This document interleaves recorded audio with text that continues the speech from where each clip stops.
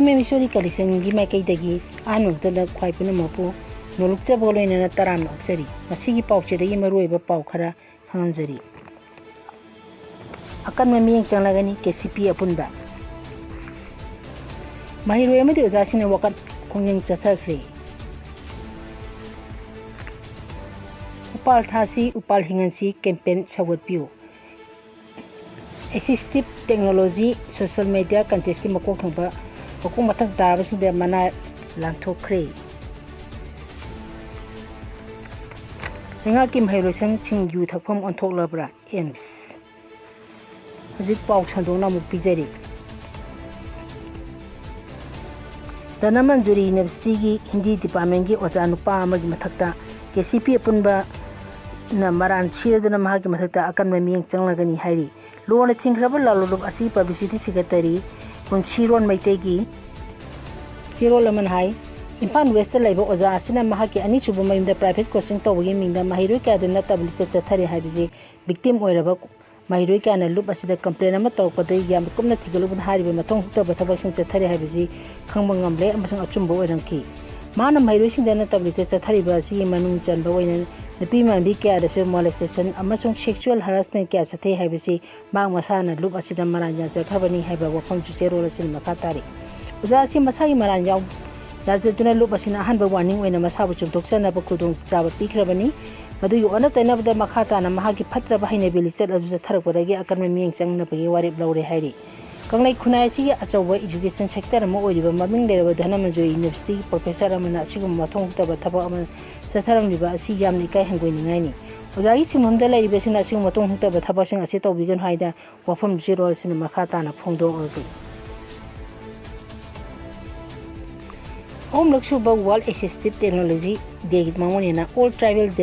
Disabled Union Manipur ATDUM na Sinuna Pangtokiba Assistive Technology Social Media Contact Makong Matang Tabasing the Manalan Tokre Manipur Place Koki Lokta Holder Ngasi Pangtokiba Tormatu the Salgadana ATDUM Tenant Secretary T Chong Sin Koyen High Home Luxuba Wall Assistive Technology Day Asi Malem Pumba yu aina thasi mari da pangthuka da bani masi maunena Bangladesh Disabled Development Trust amadi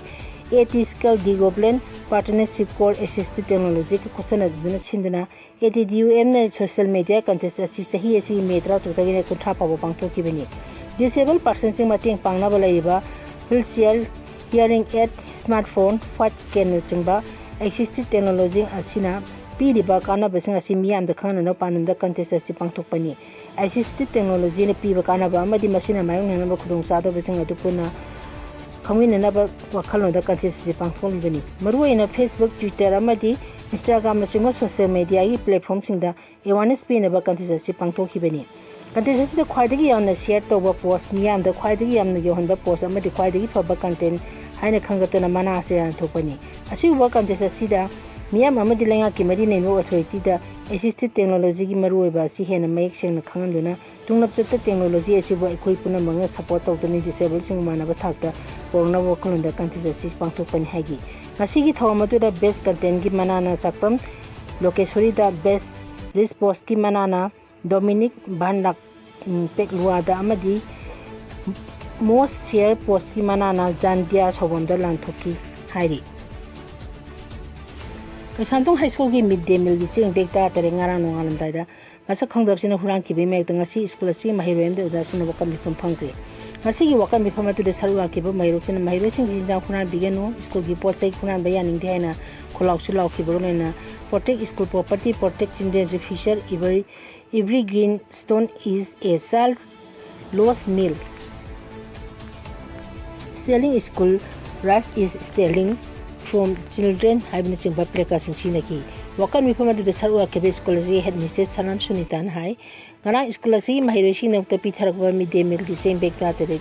sakang gab sing huran ki basi awang ba thak ta kanden tawi thodo asi matang ni imha police station complaint ma thang khare police ki ma ke de thu bra thabak lakhop pirok pangai jeri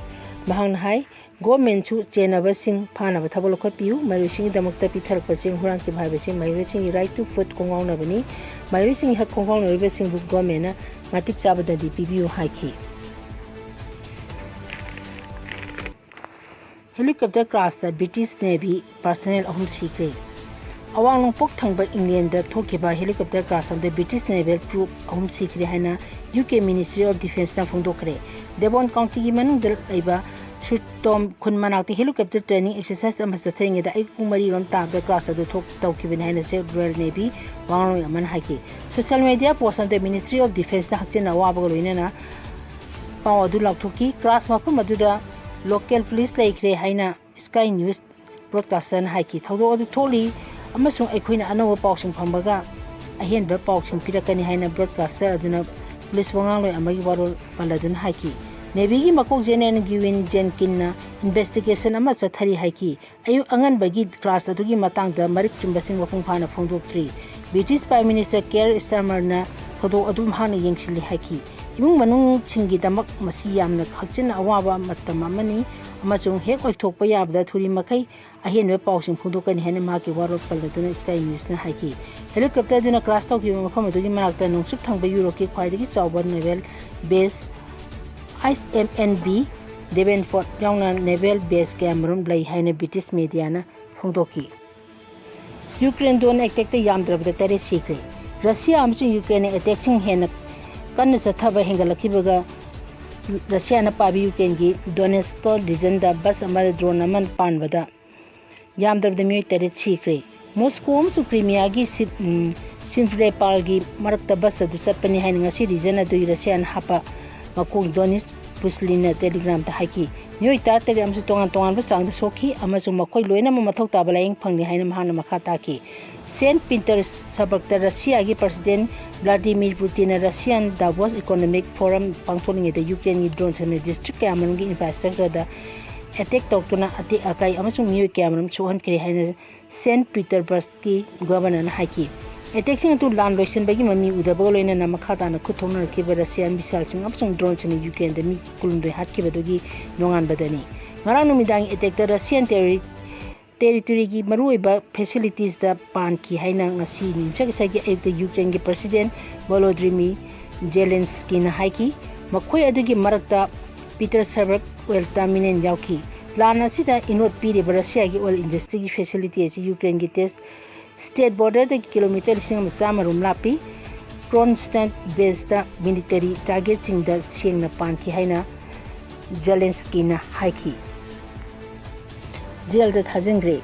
mamang thai kunthagi nimida da moyan lamkhai didim le middle level hotel amra thokiba tholok ta thangni thim dai leki dra program Prem Kumar gi mihata hakin na sena ban ha Prem Kumar gi loina be program omi mani to binga si kota pathola ba matung jail the thajengre hari Panbay abdi thana tinduna Prem Kumar hakibi thodo adu de chena bani haba miwising matakta mayang police investigation satara mutungda investigation gi report ka loina na miwising du kota pothoki bani loina na mi hat par hakina na chena bani haba Prem Kumar gi loina bi pukham ongbi mani tombi ko na ngasi jail da thajing ki bani hairi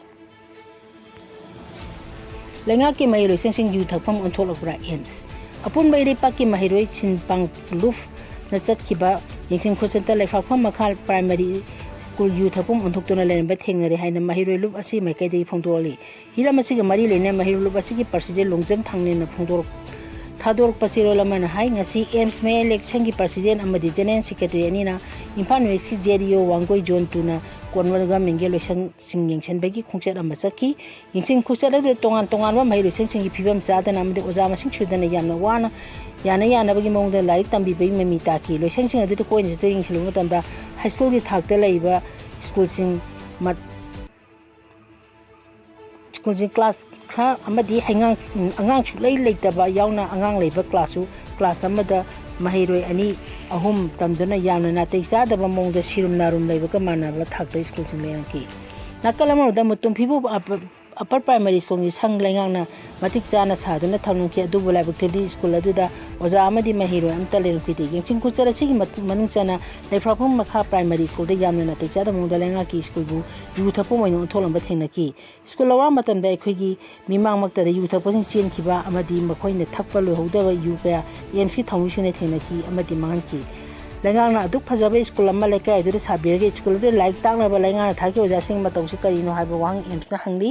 lenga na pi ba tolop free de sa da na mailo sang yu thapu onthok pa gi ꯇꯤꯛꯆꯥ ꯈꯨꯗꯤꯡꯃꯛ ꯁ꯭ꯀꯨꯜꯒꯤ ꯑꯣꯖꯥ ꯑꯃꯗꯤ ꯁ꯭ꯀꯨꯜꯗ ꯊꯣꯏꯗꯅ ꯄꯨꯒꯗꯕꯅꯤ ꯍꯥꯏꯅ ꯐꯣꯡꯗꯣꯛꯂꯤ ꯆꯦꯔꯣꯜ ꯑꯁꯤꯅ ꯃꯈꯥ ꯇꯥꯅ ꯍꯥꯏꯕꯗꯤ ꯂꯩꯉꯥꯛꯀꯤ ꯁ꯭ꯀꯨꯜꯁꯤꯡ ꯃꯔꯨꯑꯣꯏꯅ ꯄ꯭ꯔꯥꯏꯃꯥꯔꯤꯒꯤ ꯊꯥꯛꯇ ꯂꯩꯕ ꯁ꯭ꯀꯨꯜꯁꯤꯡꯗꯤ ꯂꯩꯀꯥꯏꯗꯒꯤ ꯃꯤꯑꯣꯏꯁꯤꯡ ꯂꯧꯁꯤꯟꯗꯨꯅ ꯁ꯭ꯀꯨꯜꯁꯤꯡꯕꯨ ꯐꯒꯠꯍꯟꯕꯗ ꯑꯆꯧꯕ ꯗꯥꯌꯤꯠꯇ ꯂꯩ ꯍꯥꯏꯕꯁꯤ ꯀꯥꯎꯔꯣꯏꯗꯕꯅꯤ ꯏꯗꯨꯀꯦꯁꯟ ꯗꯤꯄꯥꯔꯠꯃꯦꯟꯠꯅ ꯃꯅꯤꯄꯨꯔꯗ ꯂꯩꯔꯤꯕ ꯁ꯭ꯀꯨꯜ ꯅꯨꯃꯤꯠ ꯈꯨꯗꯤꯡ ꯌꯦꯡꯁꯤꯟꯕ ꯉꯝꯕ ꯅꯠꯇꯦ ꯃꯔꯝ ꯑꯗꯨꯅ ꯃꯤꯌꯥꯝꯅ ꯂꯩꯀꯥꯏꯗ ꯂꯩꯔꯤꯕ ꯃꯍꯩꯔꯣꯏꯁꯪꯁꯤꯡ ꯐꯒꯠꯅꯕ ꯍꯣꯠꯅꯕꯗ ꯑꯃꯗꯤ ꯂꯨ ꯅꯥꯟꯅ ꯊꯝꯅꯕ ꯍꯣꯠꯅꯕꯗ ꯏꯁꯥꯒꯤ ꯊꯧꯗꯥꯡ ꯂꯧꯒꯗꯕꯅꯤ ꯍꯥꯏꯕꯁꯤ ꯁꯨꯡꯁꯣꯏ ꯁꯣꯏꯗꯅ ꯈꯪꯒꯗꯕꯅꯤ